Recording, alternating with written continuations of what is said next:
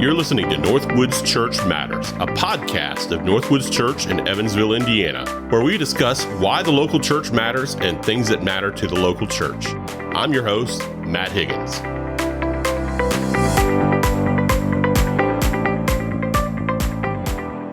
Welcome back to the Northwood Church Matters podcast. I'm here with a real special crew tonight. I'm here with lead pastor Bobby Pell, who is holding up a book about pastors and their critics.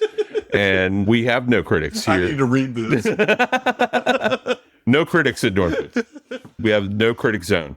And then we have our no longer missionary candidates, our missionaries coming from Northwood's. Zack and Courtney Newsome are with us tonight. And we're going to talk about all things Panama. And we probably won't sing a Van Halen song in the middle of this, which will be disappointing. I wouldn't have known it anyhow. I know. That's too bad. That's a great song. Is it? It's a good song. It is a good song. So is Canny Cootie Woody by the Cathedrals. I would put Panama by Van Halen above the Cathedrals. Our taste is very different. Any day. But we digress. So let's start with just some basic questions, and either one of y'all can answer this or take turns. When did you feel called to be a missionary? For me, I sensed a call to ministry, and at that point understood it to be missions. When I was 15, I went on my first mission trip to Dallas-Fort Worth, working with I guess you would say, organization, ministry that did inner city work called Mission Arlington. So they would sort of go into these inner cities, impoverished areas, and do backyard Bible clubs and stuff like that. And so led my first kid to Christ that weekend or that week, and just really that whole week since God calling me to give my life to this. Didn't really know the details of that, what that really looked like at 15. But it's kind of surreal that we'll be in Dallas, Fort Worth at the Southern Baptist Convention, sort of full circle. So that was 17, 18 years ago. My youth pastor, Russ Wilkins, was very pivotal in my call to missions, gave me a heart for missions. I went on lots of different mission trips, was exposed to a lot of things as a teenager. I can remember going to a Hindu temple and watching a Hindu, I guess you'd say, a service, and just had a lot of different experiences. And so just my time in youth ministries, where I first sensed a call, went on lots of mission trips, as I said, and then as a college student as well. And just every time I went on a short-term trip, I just sort of felt, I guess, the Spirit just kind of pressing in on me. This is what I want you to do. And so fought that for a long time. And then in college, Chuck Lawless, who's been a long-time seminary professor at Southern and Southeastern, huge influence on me. And then he discipled my college pastor, who was probably the guy that discipled me more than anyone. And so anyway, Dr. Lawless would come. This was in the fall, and they do a conference every year with these college students. So I got to have breakfast with him one day. He was just talking about the journeyman program, and we can give you a GPS and sort of put you out in the middle of nowhere and sort of look for these unreached people groups. And that kind of idea was just really exciting to me at the time. That led us to eventually do a journeyman term. That I always say, it's easy to say that you feel like you're called to missions when you've gone to, for us, Nicaragua for a week or Ecuador for a week. And so in our heads, we thought, man, if we serve for 2 years, we're going to really have an idea of, okay, can we do this or not? And so we did that, had a great experience, saw a church planted that's still reaching Muslims. And so we're very grateful for the time we had there. Came back in 2019, that's probably 6 months before COVID hit, and really felt at that time we had saw the missionary task sort of completed, saw a church planted, was able to exit, and really felt like, man, we want to leverage our 20s to invest in teenagers, invest in students. And we got to do that, obviously, here and then at our last church. But then I've sort of always left the door open to, Lord, if you want us to go back, we will.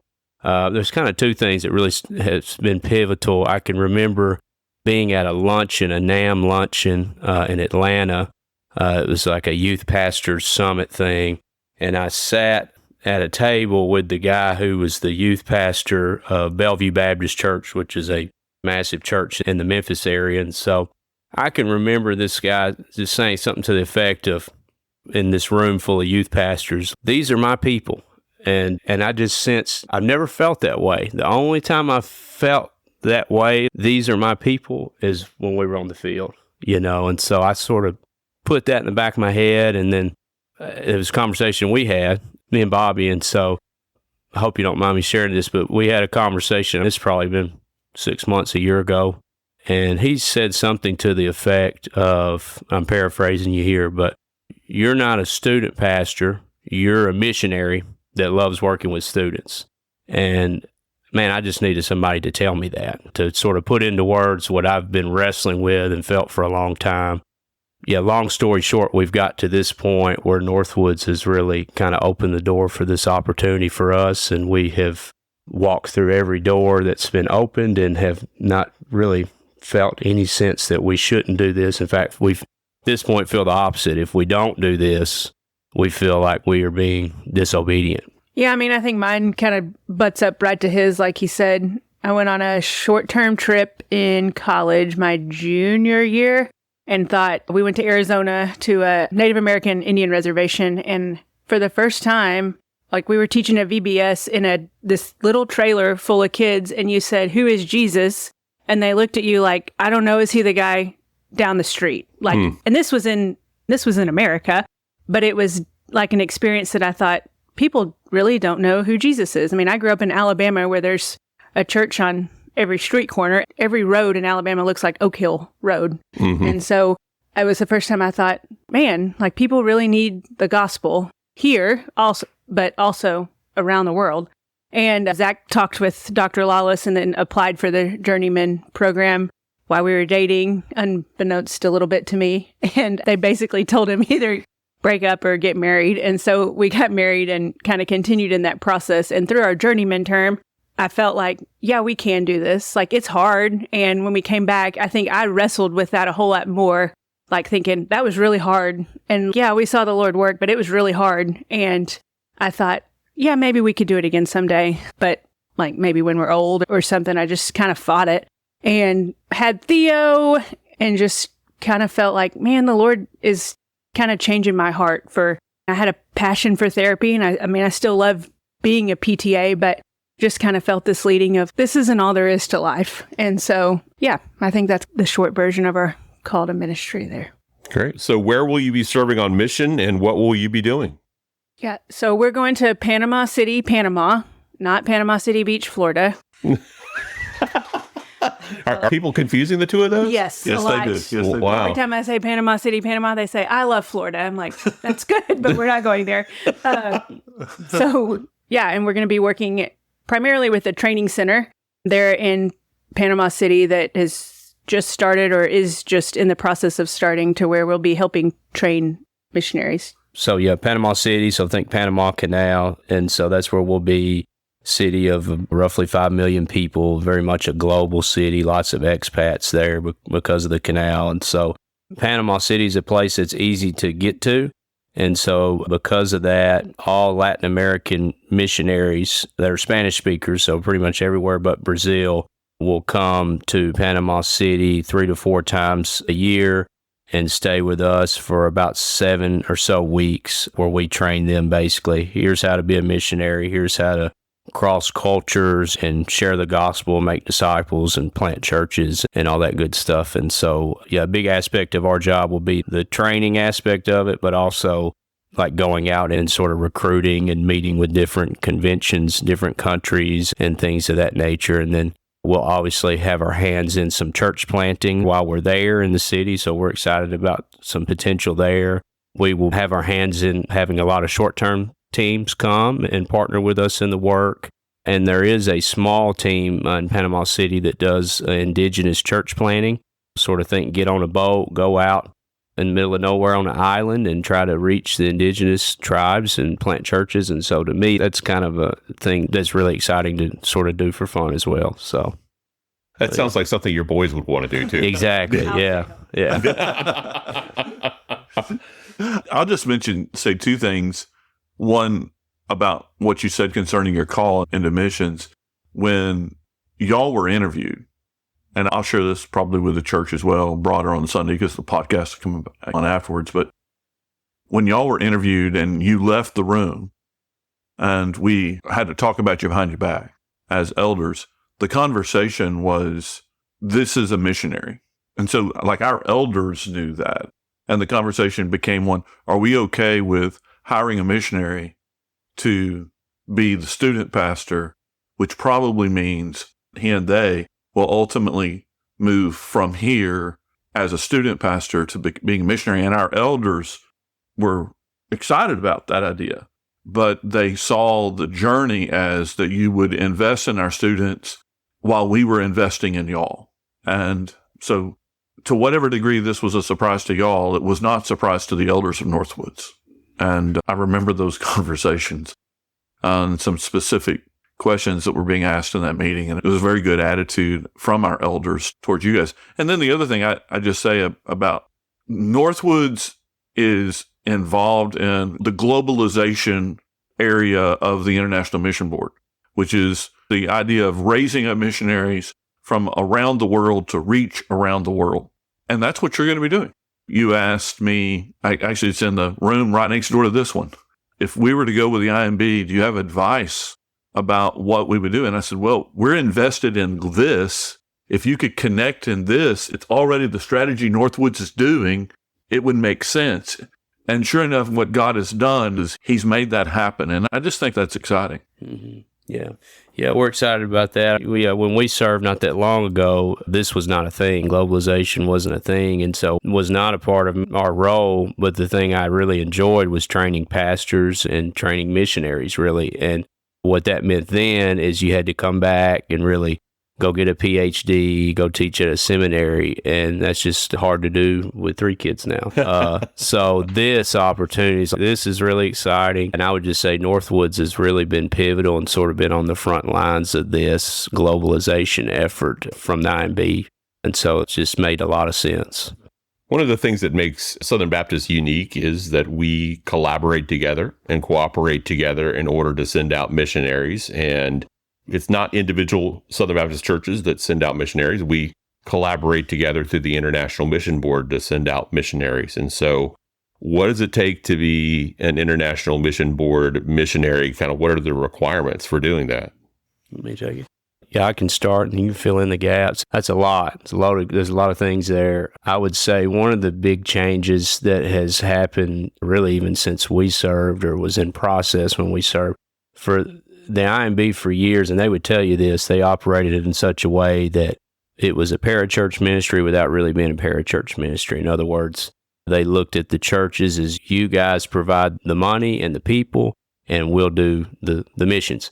And now that has changed in a good way to where they are including the church more so now than they ever have. And so they want to hear from the pastor. They've been in contact in our situation with Ryan quite a bit just to hear, are these people legit? Are they walking with Jesus? And those kind of things. One of the things I heard a couple of weeks ago that really kind of surprised me, of the people who apply to go with the IMB, only 30% make it to this point, to where we're at. And so they really weed a lot of people out.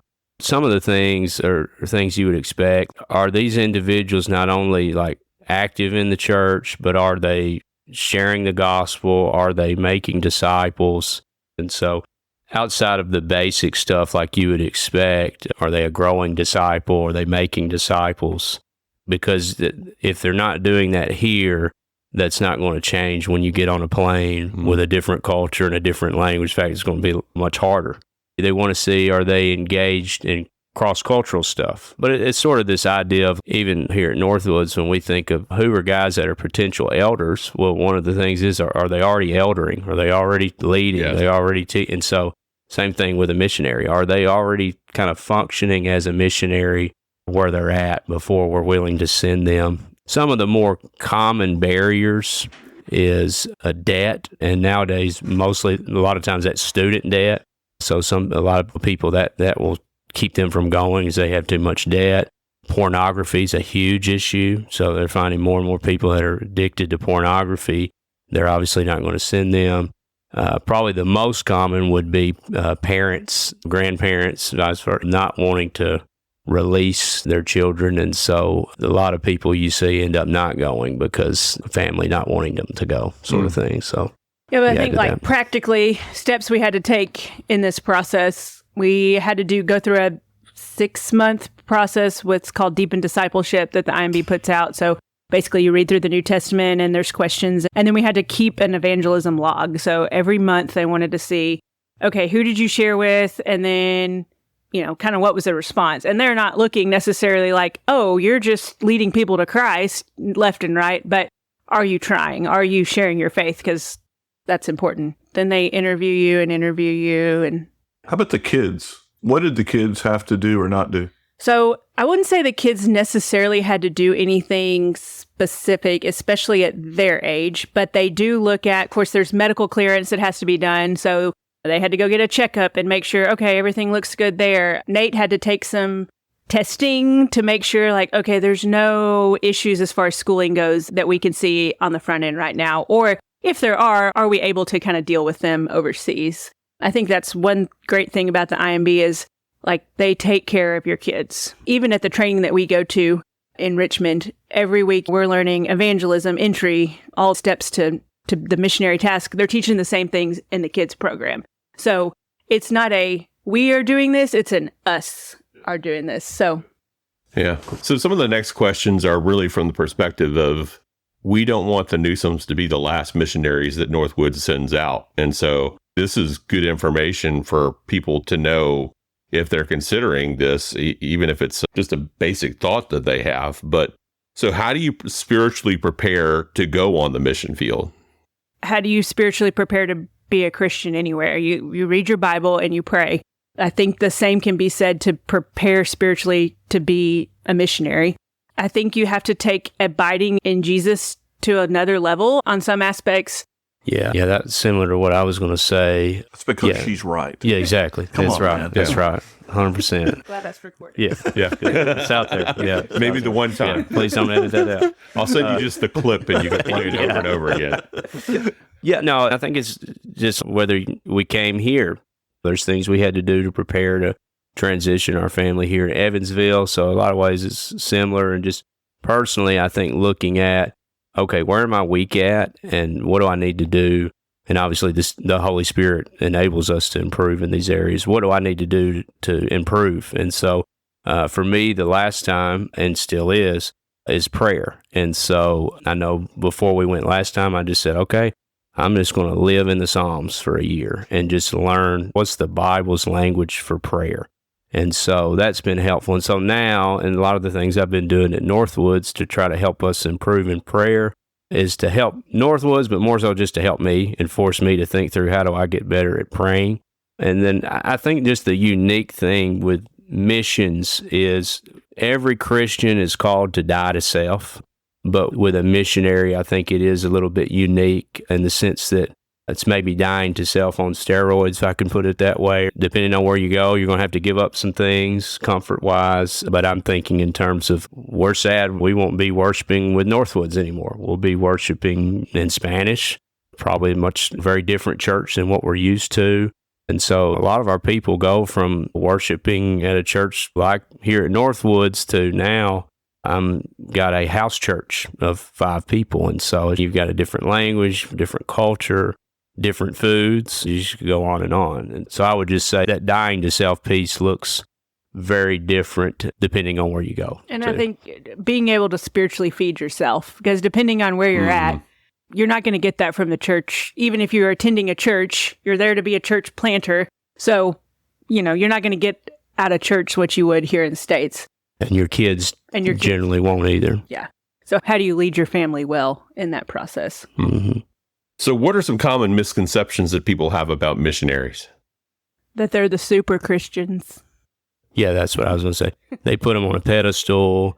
Another one that I thought of on the way here was like, when we went to Kenya the first time, it's like, they think we're going to be living in a mud hut. It's kind of roughing it. And I guess we did that, or I did that from time to time out in the bush, but I wasn't really living in a mud hut. So you still had coffee? Yeah, still had coffee. Had good coffee there. Yeah. So he didn't have to roast his own coffee in Kenya, actually. yeah. I had a good connection on coffee. So yeah, churches can tend to put missionaries on a pedestal, and we would just say they're just called to something different, and it's just a matter of if people are going to be obedient to what God's calling them to do or not, whether that's being a missionary or being a stay-at-home mom or working a certain job, whatever that may be. And I think that's important to hear in terms of people considering a call to the mission field, because I feel like sometimes people feel like I'm not a super Christian, I'm just an ordinary Christian, therefore I'm not eligible for the mission field, or I'd never make it. And that's not true. I think one of the things that's really important for people to hear is every Christian is called to be a missionary. It's a matter of where are you serving? Are you serving where you currently live, or is God moving you to a different location? We are all sent ones. John 21 addresses this. We're all sent. And so because we're sent, we are to act as such. But there is also a picture of that we may be sent, if you would, transplanted to go to serve in a place where we currently are not. And that is cross-cultural. We all may not be cross-cultural missionaries, but to me, I think that's one of the larger pictures of misconception of the whole thing. You said something the other day that was really good, Zach, and you hardly ever do that. Yeah, put this on the podcast. Don't edit that out. We'll save that clip too. But you told our congregation that like the International Mission Board is especially looking for people who are not preachers. Yeah. I think for a lot of people who are out there, they're like, what is he talking about? Because the average person who thinks of a missionary, they're thinking of the guy who goes to seminary, and then he goes, but that's not necessarily what the International Mission Board is looking for. When we were in Richmond a few months ago, so I'll just say there's a closed country that we have been sending missionaries to from the very beginning. And we have, in the last, 5 or 6 years, had to pull all of our personnel, which was a lot of people, from this particular country. And so they are looking to get access into this country. And they said, basically, hey, a few of you, they named off some people, your resume looks like, hey, you would be useful to getting us access back into this country. And so if you're interested, talk to us. Well, my resume is not going to help us get in that country. But so, yeah. Anything from medical jobs to business. A lot of people are having to start business to get access to these hard places. There's just a lot of really cool opportunities that I'm not especially gifted to do. And I think on some level, it's almost more helpful if you're not a pastor at a church. Yeah. I think you can get a lot more accomplished from just being a regular old Joe, I guess, but having a skill other than being able to talk about Jesus. Yeah, no, that's right. Yeah, I had a friend that I knew that he went to Croatia during the time where the Serbian war was actually kind of raging and was looking for a way to get in. And so his cover through the IMB is his day job was selling cows, which he had no experience in doing, but it got him in there and got to know a lot of people because everybody needs a cow in Croatia. Yeah. Jared Davis, who has preached at our church, Jared Davis was an architect. Yeah. Yeah, most countries today will not let you put I'm a missionary in terms of for your visa. Yeah. So you got to have something that's, in their eyes, providing value. It's a platform. Yeah, exactly. Yeah, very good. So, how will evangelism be different in Panamanian culture? Ask me in 2 or 3 years. So I would just say that's a bit of a loaded question in terms of, at least there in the city, you're talking about very much a multi-ethnic city of 5 million plus. And so lots of people from all over the world because of the Panama Canal largely. And so you really have every sort of flavor you can imagine. We saw Mormon temples, we saw Hindu temples, you name it, mosques, they've got it all. One of the things we've been really praying about and dreaming about and just seeking the Lord on is the potential of trying to plant an international English-speaking church, because we see that as being a huge opportunity and something, at least we sense that, man, God could use that there in a pretty unique way, because it's just very much a multi-ethnic city. So I assumed that because it's Central South America, that it would be largely Catholic, and most of the countries surrounding us are. Panama's very different. I looked up a stat a couple of weeks ago. It said that they're about 50% Protestant there in Panama. So, yeah, I've shared the gospel and engaged more Catholic people in my 2 years or so here than I really have my entire life. And so we'll have a lot of our missionary candidates, I assume, will have been converted out of the Catholic Church. So that'll be interesting, engaging with those candidates. But yeah, evangelism will have to be on our toes, I guess. Yeah, it'll be an interesting place because the world is coming to you in That's Panama. right. And so you'll have lots of different people from different cultures. So what encouragements and challenges are you facing as you transition to the mission field? Selling a house? Yeah, if anyone's interested in that. The church in this season has been very encouraging, just in general to us, just being here at Northwoods.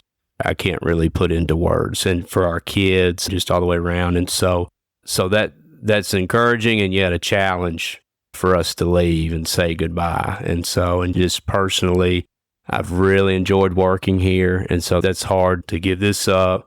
She's really enjoyed her job and gotten really close with her coworkers. So that's hard.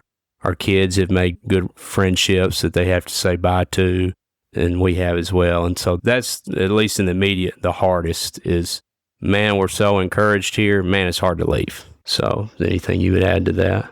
Yeah, I mean, I think just the life of being in transition for the next year and a half, really, like a transition away from Evansville to a little bit of craziness this summer, just doing some traveling and seeing family, and then a transition to training in Richmond for 7 weeks, and then another transition to language school, and we'll be there for a year, and then finally in Panama. I think just I'm a person that wants to get somewhere and get settled, and then just learning language, thinking, okay, we're going to a place and we don't speak the language, which is different than when we were in Kenya, because you could survive with English.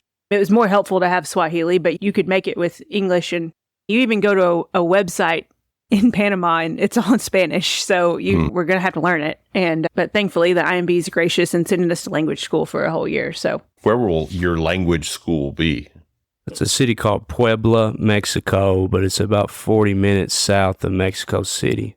So these are definitely some questions for our church people. So how does someone in our church recognize if they're being called to missions?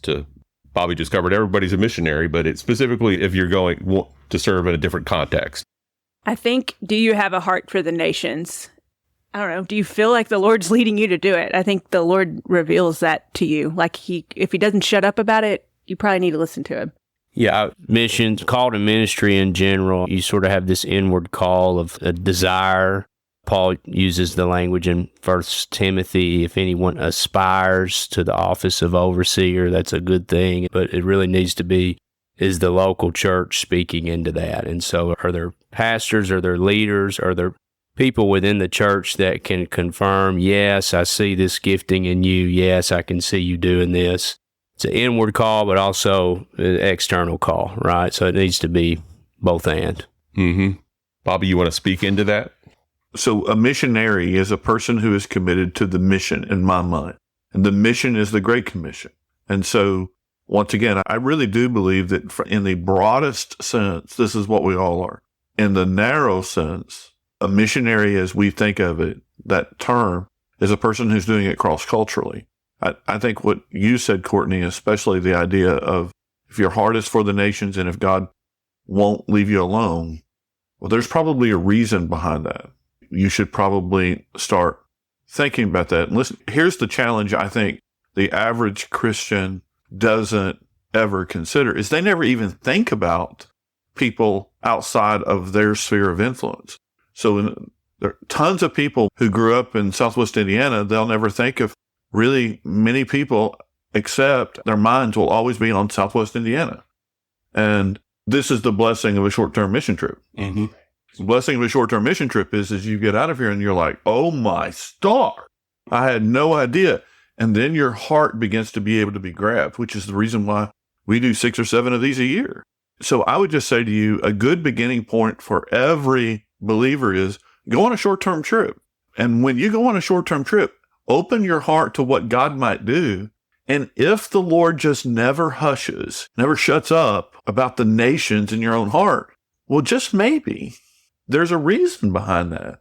Maybe you're supposed to cross-culturally move and have an impact on a specific part of the world.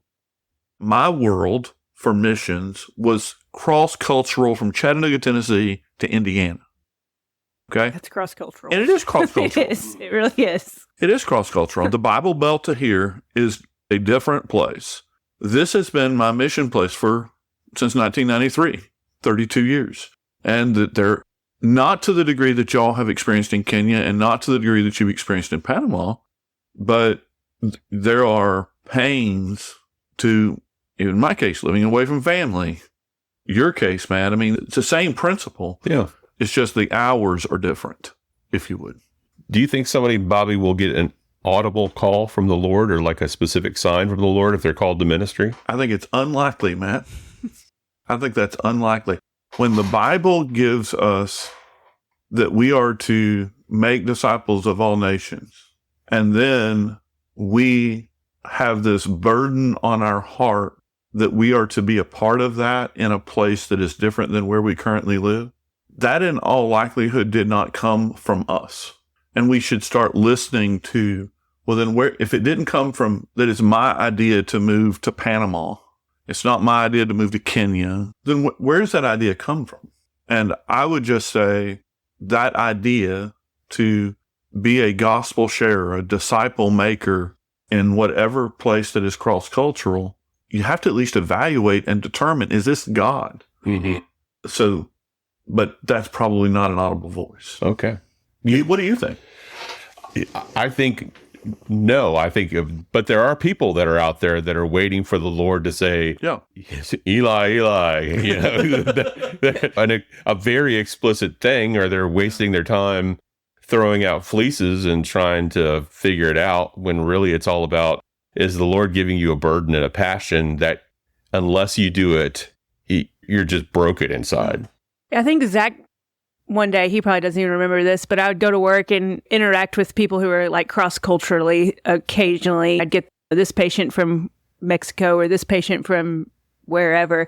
And I would come home and I'm like, man, this is just so cool. I got to talk to this lady about, you know, what she eats for dinner. And this lady eats this thing different. And he said, maybe we are supposed to do something cross-culturally. And then I got to thinking about it. I'm like, no, maybe he's right. No, I think God, speaks to us obviously through his word. So, I mean, if we read it out loud, then he may be speaking to us.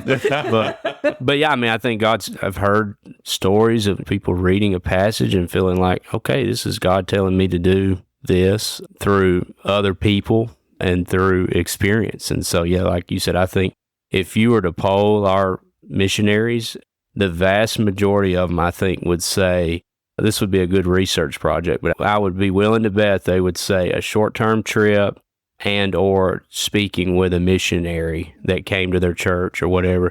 Those are some of the two things that I hear most common of what led someone down this path. Nick Scott and I were in what's the name of it? Johnny Rockets. Yes. Johnny Rockets. In the Quito airport? In the Quito airport. And we had just finished teaching through the country of Ecuador in all three regions, the coast, the mountains, and the jungle. And I'll never forget it. I'm sitting there, we're eating too expensive of a burger in Johnny Rockets and the Quito airport. And he looks over at me and says, I've got to go home and tell my wife I think we're called to missions. And I said, what? He said, no, I'm serious. I said, are you called to missions like back here at Ecuador? And he said, nope. I said, well, do you know where? He said, yep. I said, where? He said, Tokyo.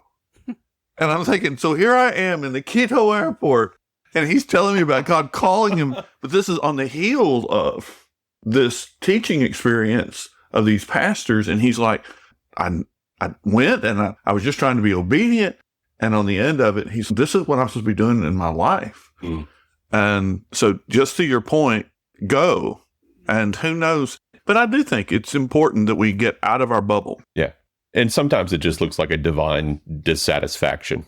Like God makes us dissatisfied until we do exactly what is in his will for us. Mm-hmm. So last question for y'all is, what message would you give to younger Christians concerning missions? If we're talking students or even like post-college, like right about to graduate college people, I think the IMB has a great, like the Journeyman program is so great. It's like 2 years. You don't have to figure out what you're doing after college, get a job. Like you can go see the world for 2 years and learn about missionaries and learn about how to be a missionary and see, is the Lord leading me to do this? And it'll do two things. I think it'll either confirm yes or no, you're supposed to do this long term, or give you a heart and know how to pray for missionaries when you come back. So I think that's a really good, like, why wouldn't you give up some time or a summer or do something longer than a week? Because you can go a week somewhere, and things on a short-term trip are a lot different than a 6-month trip or a 2-year term. It's different. You get to see okay, this was fun. Okay, this is not so fun anymore. This is hard. I don't like these people. They smell funny. And then the Lord kind of shows you like, okay, no, I do love these people again. So, yeah. The Mormons have been doing this well for a long time. And so if they can do that and spread a false gospel, man, how can we not? And what's 2 years? And if I could plug one thing IMB's really pushing is this thing called Project 3000. And that was sort of really what Dr. Lawless was pitching to me before it was a thing. But where there's roughly 3,000 unreached people groups. These are people with their own language, culture, all this stuff, but many of them don't have the Bible in their language. Less than 2% of them are believers. Many of them have never even heard the gospel.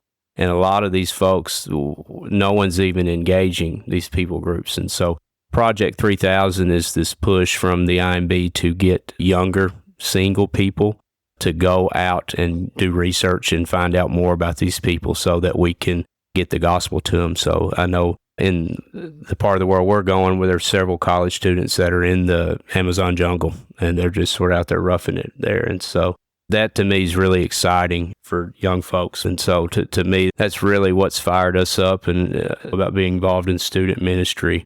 So yeah, same things Courtney said. I would say get involved while you're young. Marriage, kids, a lot of times changes things. Yeah, and what we've already said, I'd just say go on short-term trips. Let that lead you to consider doing a 2-year stint or a 6-month stint or a summer and just see what God might do with it. And I think too, like you think young and like young families, and I think sometimes it's like scary. It's like, I'm going to take my 8 or 9 month old to a place, like a foreign place.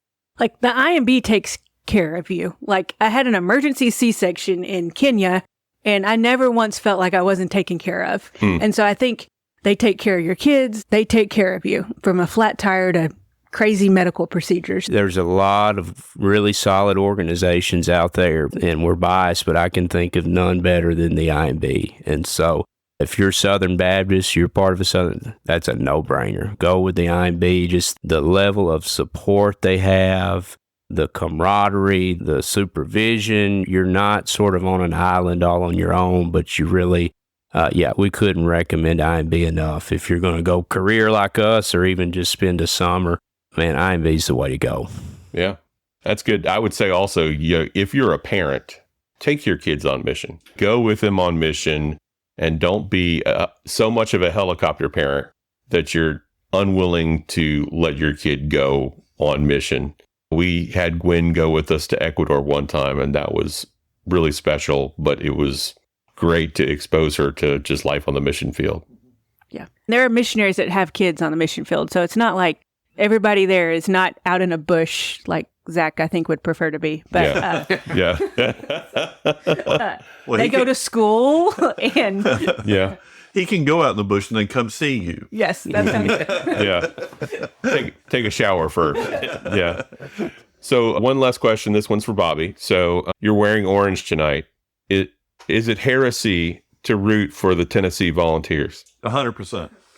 100%. Roll Tide, baby. Roll Tide. Roll Tide. Yeah. Yeah. And for those of you who do not know, Zack and Courtney are massive Tennessee Volunteer fans. He and I have had a good-natured ribbing. It's been good-natured for me. Good-natured ribbing about Alabama and Tennessee for his entire tenure here. And it will continue until he is long gone. Didn't Tennessee beat y'all this year? Yes. In all 3 sports, I might add. Wow. What a day it will be. Yeah. All right, guys. Well, thanks for joining us for a while. We're thankful for y'all and look forward to celebrating with y'all a few more Sundays while you're still here.